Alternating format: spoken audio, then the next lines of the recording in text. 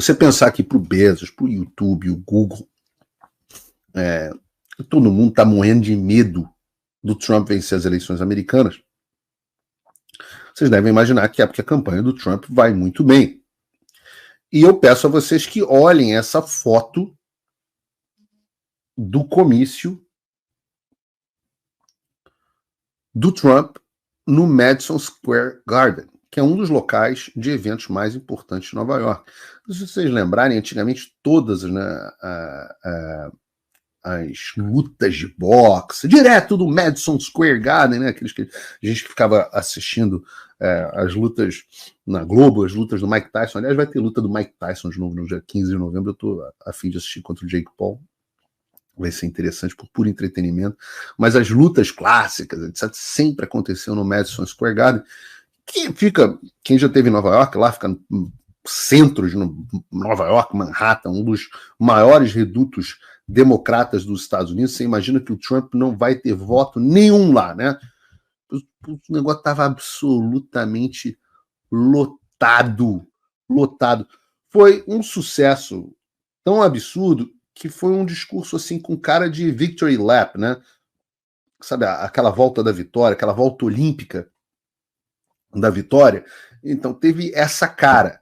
O clima foi tão positivo que a advogada do Trump, a Alina Abba, brincou que eles podiam feito até mesmo transformar Nova York num estado republicano nessas eleições. E é claro que foi uma brincadeira, ninguém acredita seriamente que Nova York vai votar no Trump, embora a diferença em Nova York em favor dos democratas tenha caído um pouco. Mas eu não tenho certeza, porque eu acho que boa parte dos democratas, dos não democratas de Nova York vieram embora para a Flórida, né? Foi uma avalanche de gente de Nova York vindo morar aqui. Mas eu acho que isso expressa o nível de confiança, de otimismo que o pessoal do Trump tem na vitória. Eles estão animados, multidão em todos os lugares e tal. O próprio Trump fez um discurso muito otimista. Você vê que ele estava à vontade, não tem teleprompter, zoou a Kamala Harris, que a Kamala Harris estava lendo o teleprompter parou de funcionar, e aí ela travou, não tinha o que falar. Né? O Joe Biden, o senil lia lá, end of quote, né, que significa fim da frase, fim da citação, ele lia isso, de tão, tadinho, o estado ruim que ele estava. Mas a Kamala Harris trava. Né? E a verdade é que é um contraste muito grande entre as campanhas. Se o Trump tá lá rindo, clima de otimismo, não sei o que, ele tá sentindo que tá ganhando, o clima na campanha da Kamala Harris é um clima de desespero, moribundo. A impressão é que a campanha da Kamala Harris implodiu. Opa, eu espero que você esteja gostando do vídeo, mas isso é só uma parcela ínfima do conhecimento que eu posso compartilhar com você. A parte que o YouTube não me deixa contar é quem está por trás de toda essa trama globalista para controlar a tua vida. E eu explico isso em detalhes no meu curso O Fim da América e do Mundo Como Conhecemos. Você vai descobrir quem são os verdadeiros chefes, até do Alexandre de Moraes. É o maior curso já ministrado no Brasil sobre geopolítica, com mais de 6 mil alunos. Eu só abro 2 turmas por ano. Infelizmente, essa é a última turma desse curso. Mas você está com sorte. Existe ainda essa última turma aberta neste momento. Só que ela se encerra justamente no fim da apuração das eleições americanas. Ou até que as vagas sejam totalmente preenchidas. Então, não perde tempo. Eu, inclusive, vou disponibilizar um cupom de 30% de desconto para você na descrição. Então, não seja brasileiro que deixa as coisas para a última hora. Torne-se meu aluno agora. Eu prometo que eu vou transformar a forma como você vê o mundo. www.fimdaamerica.com. Te vejo lá. Só chegam notícias ruins, a Câmara não emplaca, a liderança do Partido Democrata batendo cabeça, o Joe Biden, a campanha da Kamala Harris e do Joe Biden em completo desalinhamento. Joe Biden quis fazer campanha sozinho, inclusive, e a Kamala Harris... Vou ajeitar aqui o áudio do microfone. E a Kamala Harris está desesperada, querendo que o Joe Biden não faça, que cada frase do Joe Biden é um clichê, é uma gafe. Uma das coisas absolutamente desconfortáveis que aconteceram na campanha da Câmara foi um showmício, né? Foi um comício que as pessoas esperavam que fosse um showmício com a Beyoncé. Então ela conseguiu realmente encher de pessoas, etc., que acharam que iam ganhar um show grátis da Beyoncé. E você espera que a Beyoncé vá subir no palco e ela vai fazer o que a Beyoncé serve para fazer, para dar discurso político. Não, a Beyoncé é uma ótima, muito competente cantora. Só que a Beyoncé subiu no palco, falou meia dúzia de bobagens e meteu o pé rapidinho. Obviamente ficou todo mundo completamente pé da vida e começaram a vaiar o evento. Vejam que vergonha alheia. I want you to send him to the United States Senate so we can get right to work. And to all the elected officials and community leaders, I thank you all. I thank you.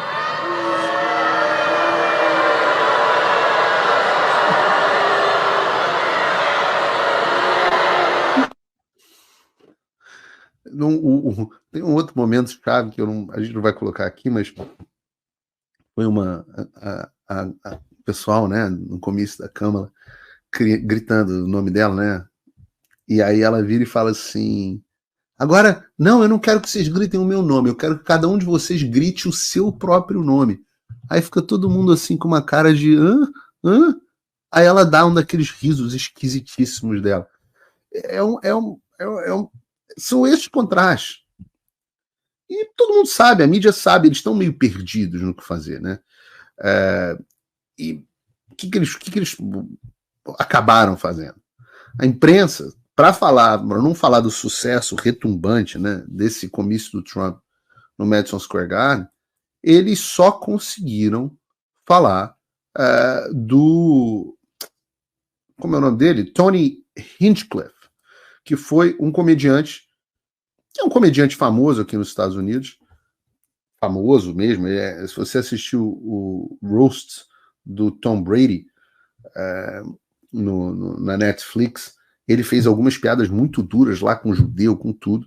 A cultura americana tem um negócio do roast, né? O roast. No Brasil também tem um negócio, eu esqueci qual é o nome que se chamam para esse troço, mas no Brasil também tem agora, né? Uma coisa importada dos Estados Unidos. Mas o roast faz parte da cultura americana. As minhas filhas, de vez em quando, ficam falando, uma falando mal da outra no carro e elas rindo pra cacete. Eu falo: o que é isso, filha? Não fala assim da sua irmã. Elas: it's called roasting, daddy. I'm roasting her. É quando você faz comentários depreciativos sobre uma pessoa na frente dela. E se vocês forem assistir é parte da cultura americana, a gente realmente não entende isso. Eu mesmo fico olhando esse troço e falando assim: porra. Mas se você for assistir, por exemplo, o jantar do presidente com a imprensa americana, o pessoal vai lá e roast o presidente, fala mal, e o presidente roast a imprensa, e é um falando mal do outro e todo mundo gargalhando. Parece aquela coisa, né, daquela coisa, daquela tradição de um dia que você podia fazer chacota do rei, né, ou do Jester, que tinha a possibilidade de fazer chacota do rei. Mas é muito esquisito. E o começo do Trump chamou esse Tony Hinchcliffe, que eu converso com vocês, tem piadas engraçadas. E ele teve lá no comício e fez algumas piadas. Uma delas é que falou: a gente tem que se preocupar porque parece que tem uma ilha de lixo em pleno oceano. Aí brincou: o nome dessa ilha é Porto Rico, porque Porto Rico é uma ilha que é um território americano, não é um estado, e não é muito desenvolvido, digamos assim. É meio que uma bosta. Meio que uma bosta. Porto Rico é meio que uma bosta. Assim, para os padrões brasileiros nem tanto, mas para os padrões americanos, Porto Rico é meio que uma bosta mesmo. E todo mundo faz piada com isso, uma coisa meio que rotineira aqui. Né? E o que dá para dizer? Dá para dizer que os caras estão indo a níveis que você não podia imaginar para tentar parar o Trump. Então, se você não acredita, veja essa reportagem do Washington Post, aquele mesmo Washington Post, que serve para a gente entender a reviravolta interna que a decisão do Jeff Bezos de não apoiar a Câmara gerou no jornal. Reparem isso. Como o rally do Trump no Madison Square Garden ecoou O título é o seguinte, tradução. Mais uma noite no Garden. Como o comício de Trump ecoou um de 1939. E o subtítulo já dá uma ideia da prévia do esgoto que é essa matéria.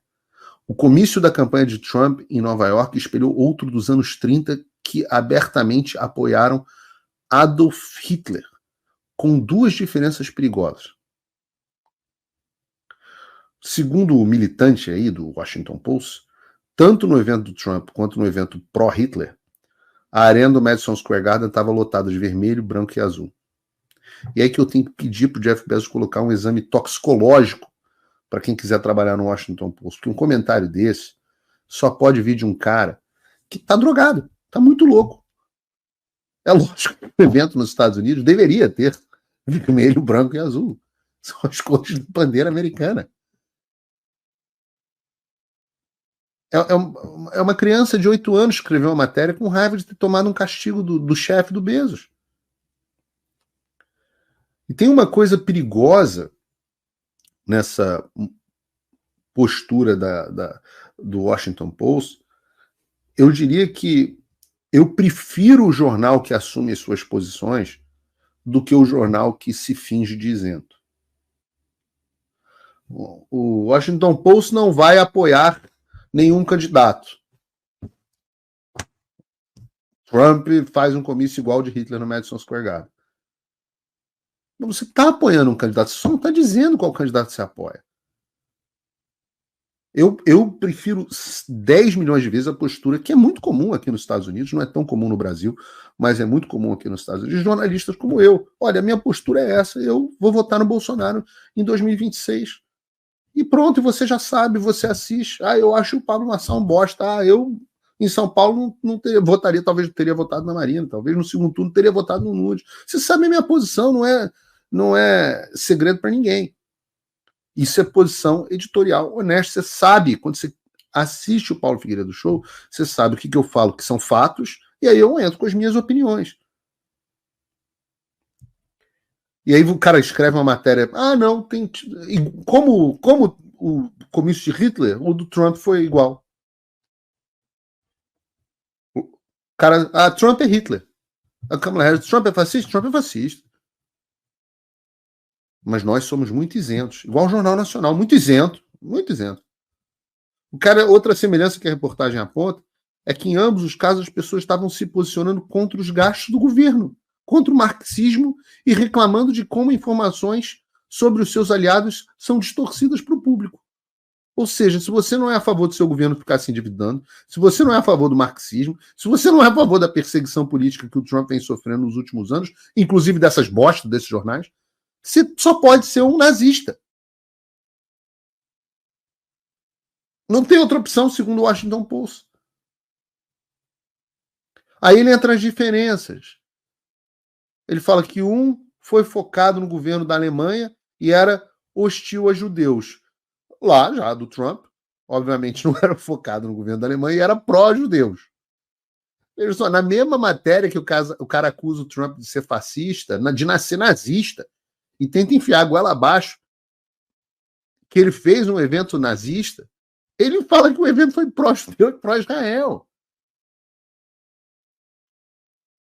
De fato, o comício do Trump estava lotado de judeus, porque cada vez mais essa parte da população americana percebe que o Partido Democrata é, sim, um partido que adota linhas parecidas com a do Partido Nazista, quando o assunto é judaísmo, Israel. O eleitorado democrata é cada vez mais pró-Hamas. As universidades são dominadas por todos, basicamente, das universidades, são democratas, já mostrei isso em números, né? De novo, no Fim da América, detalhadamente como as universidades americanas são dominadas por democratas, só há, praticamente, abertamente contra Israel. Difamando Israel. Chamando Israel de uma nação genocida. Só no Brasil, né? Também é impressionante como no Brasil ainda tem judeu nazista. É isso mesmo que você está ouvindo. Judeu que fez o L.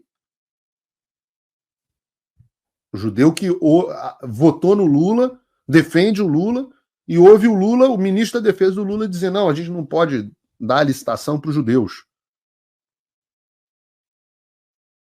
Aí, Darwin Awards para vocês.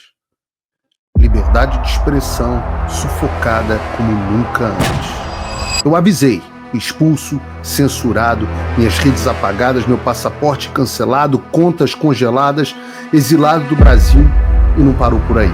Quando Donald Trump deixou a presidência em 2021, eu disse que o fim da América seria o fim do mundo como conhecíamos. E tudo se cumpriu. Famílias destruídas, escolas e universidades tomadas, a mídia e redes sociais manipuladas. A geopolítica global está em chamas, nos Estados Unidos, no mundo e no Brasil. E você está vendo o caos, mas você sabe realmente o que está acontecendo? Alguns desistiram, outros querem lutar, mas você sabe contra quem ou contra o que você realmente está lutando?